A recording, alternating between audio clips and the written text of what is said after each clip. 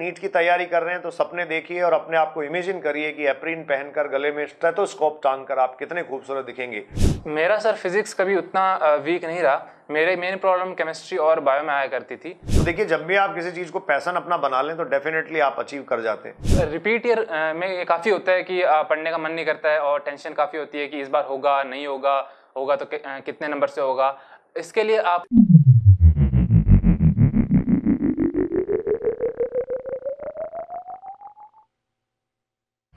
दोस्तों नमस्कार। नीट 2022 के परिणामों में गुरु कृपा के होनहारों ने, बेटे बेटियों ने परचम लहराया है, झंडे गाड़े हैं। टॉप 100 में 3 रैंक गुरु कृपा की इस बार हैं और एक लंबी लाइन है, एक बड़ी सीरीज है, बड़ी श्रृंखला है। और इस श्रृंखला में एक कोहिनूर से आज आपको मैं मिलवा रहा हूं। विवेक ढाका मेरे साथ हैं। 720 में से 690 नंबर आपने हासिल किए हैं। और इस बच्चे की खास बात यह है कि पिताजी एयरफोर्स में नौकरी किया करते थे, तो इधर उधर कई जगहों पे भटकना पड़ा। अपनी प्रारंभिक शिक्षा अलग अलग स्थानों से रहकर करनी पड़ी। कई सारी दुविधाएं होती हैं, बाल मन को एडजस्ट करने में भी टाइम लगता है, लेकिन फिर भी मानसिक सुदृढ़ता अगर आपकी हो तो ये कर गुजरना, हर कुछ कर गुजरना संभव होता है। विवेक 690 मार्क्स के साथ 293 ऑल इंडिया रैंक पर हैं। 293वीं ऑल इंडिया रैंक इन्होंने नीट यूजी 2022 में हासिल की है।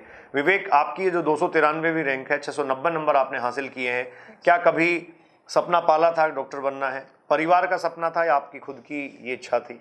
सर ऐसे 10th क्लास तक मेरा कोई फिक्स नहीं था कि मुझे क्या स्ट्रीम लेनी है, लेकिन 10th क्लास तक जब आने के बाद एक बार मैंने बायो 10th क्लास तक अच्छे से पढ़ी तो मेरा ये वाइट अपेन में अपने आप को देखना और MBBS ग्रेजुएट होना, ये मेरा ड्रीम 10th क्लास से ही हो गया था। और इसी के लिए मैंने 11th-12th पूरी मेहनत की थी। वो अलग बात है कि फर्स्ट अटैम्प्ट मेरा नहीं हो पाया, लेकिन फिर मैंने गुरु कृपा ज्वाइन की और पूरे साल अच्छे से मेहनत की और फिर मैंने अच्छे स्कोर के साथ अटेम्प्ट किया। मतलब सपने प्रारंभ से ही, आरंभ से ही देखना आप शुरू कर दीजिए। विवेक ने बचपन में सेकेंडरी क्लास में जब पढ़ता था तब सपना देखा। आप भी बच्चों अगर नीट एस्पिरेंट्स हैं, नीट की तैयारी कर रहे हैं तो सपने देखिए और अपने आप को इमेजिन करिए कि एप्रिन पहनकर गले में स्टेथोस्कोप टांगकर आप कितने खूबसूरत दिखेंगे। विवेक, ये जो बायोलॉजी, केमिस्ट्री, फिजिक्स, ये जो सब्जेक्ट्स हैं, जो कॉम्प्लिकेशंस इनके हैं, जो बच्चों को बहुत डराते हैं, बड़ी दिक्कतें कई सारे बच्चों को होती हैं, एज ए रिपीटर कई सारे चैलेंजेस होते हैं, तो ये सारे चैलेंजेस आपने कैसे फेस किए, कैसे आपने अपनी स्टडी को मैनेज किया? मेरा सर फिजिक्स कभी उतना वीक नहीं रहा। मेरे मेन प्रॉब्लम केमिस्ट्री और बायो में आया करती थी। मैंने केमिस्ट्री के लिए, जैसे ऑर्गेनिक में क्या है कि ऑर्गेनिक में कंसेप्ट बिल्डिंग काफ़ी इंपॉर्टेंट होती है। जैसे न्यूक्लियोफिलिक सब्स्टिट्यूशन रिएक्शंस होती हैं, उनमें आपको काफ़ी क्वेश्चंस प्रैक्टिस की जरूरत पड़ती है। अगर आप सिर्फ थ्योरी पढ़ के जाएंगे तो उनमें आप कभी क्वेश्चंस अच्छे से अटेम्प्ट नहीं कर पाएंगे, आपको उनको काफ़ी क्वेश्चंस की प्रैक्टिस करनी पड़ती है। यहीं ऑर्गेनिक में कुछ चैप्टर्स होते हैं जैसे biomolecules, chemistry and everyday life, उनमें आपको प्योर रटना होता है। तो इसमें काफ़ी मैं कंफ्यूज था, लेकिन टीचरों की मदद से मुझे पता लग गया कि केमिस्ट्री को कैसे पढ़ाता है। इनऑर्गेनिक केमिस्ट्री में भी मैं पहले अपने प्राइवेट नोट्स को देता था, उसके बाद मैं एनसीईआरटी को देता था। बायो में मेरा मेन फोकस एनसीईआरटी पे ही था और कुछ चैप्टर्स मुझे काफ़ी हार्ड लगते थे, डाइवर्सिटी, उनके लिए मैं हमेशा टीचर ने जो मेरी एक ट्रिक बताई थी कि मैं पहले चैप्टर को पढ़ता था, फिर उसके बाद ब्लैंक पेज लेके बिना देखे उसको लिख के सीक्वेंस आप उसका बनाते थे? सीक्वेंस बनाता था। उससे काफ़ी मेरी मदद मिली। डाइवर्सिटी सेक्शंस मेरा काफ़ी वीक था, लेकिन फिर मेरा वो काफ़ी स्ट्रांग हो गया और इस बार मेरा उस सेक्शन में एक भी क्वेश्चन गलत नहीं है। और मैं आपको बहुत इंटरेस्टिंग बात बताऊं, एक वीडियो में हमने बात की थी, आपने देखा होगा ऋषभ से। ऋषभ का स्कोर भी 690 है, लेकिन ऋषभ की ऑल इंडिया रैंक है 393 और विवेक मेरे साथ है, विवेक की ऑल इंडिया रैंक है 293। दोनों का स्कोर सेम है। एक सेम स्कोर पर रैंक पीछे कैसे चली जाती है, ये इम्पैक्ट है बायोलॉजी का। बायोलॉजी में आपके क्वेश्चंस काफ़ी ठीक हुए, जबकि विवेक ये कह रहा है कि बायोलॉजी में काफ़ी दिक्कतें उसको शुरू से आती थी। तो देखिए, जब भी आप किसी चीज़ को पैशन अपना बना लें तो डेफिनेटली आप अचीव कर जाते हैं। ऋषभ, इस तैयारी के दौरान कुछ कठिनाइयाँ आई, संस्थान के लोगों ने, परिवार के लोगों ने सपोर्ट किया, क्या मेंटल स्ट्रेंथ, कैसा सपोर्ट परिवार के लोगों का रहा जो आपको यहाँ तक पहुँचने में सुविधाजनक रहा आपके लिए ये सफ़र, और यहाँ तक पहुँचने में आपको मदद करता चला गया? रिपीट ईयर में ये काफ़ी होता है कि पढ़ने का मन नहीं करता है और टेंशन काफ़ी होती है कि इस बार होगा नहीं होगा, होगा तो कितने नंबर से होगा। इसके लिए आपको अपने फैमिली से, अपने टीचर से कांस्टेंट कांटेक्ट रखना चाहिए कि दिन में 5 मिनट 10 मिनट मैं रोज़ टीचर से बात करने की कोशिश करता था, क्लास के बाद डाउट पूछता था। इससे क्या मोटिवेशन मिलता है और एक सोशल इंटरेक्शन होने से आपका मन लगा रहता है। और इसमें मेरी फैमिली ने और गुरु पूरी फैमिली ने काफ़ी मेरी मदद की थी। मतलब किसी तरीके से आप लॉनली फील नहीं करते हैं, अकेला महसूस नहीं करते हैं, कॉन्फिडेंस आप में बना रहता है। तो यहाँ विवेक जो बता रहे हैं, बहुत इंटरेस्टिंग पॉइंट ये है कि आप अपने टीचर से इंटरेक्ट होते रहिए, अपने टीचर से बात करते रहिए, इंस्टीट्यूट के लोगों से बात करते रहिए, आपके मेंटर्स हैं उनसे आप बात करते रहिए। फिजिक्स को पढ़ने का कोई नायाब तरीका आपके पास है? सर मैं फिजिक्स के लिए बताऊंगा कि अगर आप पहली बार 11th-12th में आप फिजिक्स पढ़ते हैं तो कई ऐसे कंसेप्ट हो सकते हैं जो कि आपको समझ में पहली बार में ना आए उनके लिए, क्योंकि फिजिक्स में 90% आपके कंसेप्ट पहली बार समझ में आते हैं। आप क्या करते हैं, पहले कंसेप्ट समझते हैं फिर क्वेश्चंस प्रैक्टिस करते हैं। लेकिन कुछ टॉपिक्स जैसे रोटेशन में रोलिंग है और वेव्स में है तो ये सब नहीं आ पाते, मेरे भी पहली बार में समझ में नहीं आए थे।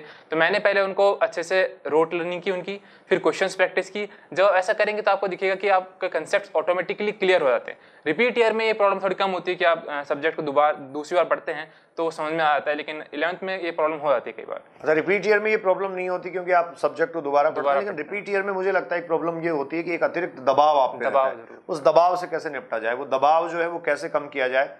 क्या अच्छी पढ़ाई, एक प्रॉपर स्ट्रेटेजी और प्लानिंग और कंटिन्यूटी ही उस दबाव करने का अकेला तरीका है दूर करने का? डिसिप्लिन है। आप अगर आप डिसिप्लिन रखेंगे, सुबह कोचिंग जाएंगे या फिर अपने सेल्फ स्टडी करेंगे और फुल फोकस रहेंगे और किसी भी जैसे मोबाइल हो गया या दोस्तों के साथ घूमना हो गया, ऐसी चीजें जो आपको डिस्ट्रैक्शन लाती हैं, दूर रहेंगे तो कोई प्रॉब्लम नहीं होती है। मैं 6 घंटा पहले कोचिंग में पढ़ता था, फिर मैं अपने आप को 5 घंटा 6 घंटा सेल्फ स्टडी के लिए देता था, तो मुझे कभी एक्स्ट्रा चीज़ों में कभी इन्वॉल्व होने का टाइम ही नहीं मिला। और यही है कि आपको अपने आप को बिजी रखना है, डिसिप्लिन रखना है, तो आप ये सब चीज़ों में टाइम वेस्ट नहीं करेंगे। विवेक का कहना है व्यस्त रहिए, मस्त रहिए। अगर आप व्यस्त हैं तो डेफिनेटली आप मस्त हो सकते हैं, अपने लक्ष्य को प्राप्त कर सकते हैं, अपने मंजिल तक जा सकते हैं। विवेक 2023 के नीट एस्पिरेंट्स आपको सुन रहे हैं और भी बहुत सारे कॉम्पिटिटिव एग्जाम के जो बच्चे हैं वो आपसे जानना चाहते हैं, सुनना चाहते हैं। आप उनके लिए कोई मैसेज देना चाहेंगे? मैं ये कहूँगा कि अगर आपको ऐसा लगता है कि अगर मेरा नीट में कुछ गलत हो जाएगा, मेरे जैसे नीट में काफ़ी टेंशन हुआ करती थी, मैंने पहली बार भी यही गलती की थी, तो मैं बताऊँगा आप जब भी अपने टेस्ट दें तो उस टेस्ट को अपना फाइनल टेस्ट समझ के दें कि जिस तरह के आप अपने आप से एक्सपेक्ट करते हैं कि फाइनल टेस्ट में जिस तरह की स्पीड, जिस तरह की कंसिस्टेंसी, जिस तरह का साइकोलॉजी काम और कूल रहेंगे, उसी तरह से आप हर टेस्ट को दीजिए। जब हर टेस्ट को इसी माइंडसेट के साथ देंगे तो आपका फाइनल टेस्ट आपको ईजी और अच्छा लगेगा, कोई दिक्कत नहीं आएगी उसमें। बिल्कुल, तो आपको एक प्रॉपर स्ट्रेटेजी के साथ जाना चाहिए। विवेक से हम बात कर रहे थे। विवेक का ऑल इंडिया रैंक है 293, 720 में से 690 आपने स्कोर किया है। विवेक, इस बड़ी सफलता के लिए आपको बहुत बहुत बधाइयाँ। आपने गुरु कृपा परिवार का, अपने परिवार का नाम रोशन किया, अपने सपनों को नई उड़ान दी, नई मंजिल आपने दी। हम आपके भावी जीवन की, स्वर्णिम जीवन की बहुत सारी कामनाएं करते हैं, शुभकामनाएं आपको प्रेषित करते हैं। ईश्वर आपको यूं ही समृद्ध और उन्नत रखे। आपको इन बच्चों को मोटिवेट करने, गाइड करने और आने वाले नीट एस्पिरेंट्स को कुछ टिप्स देने के लिए धन्यवाद, बहुत बहुत आभार।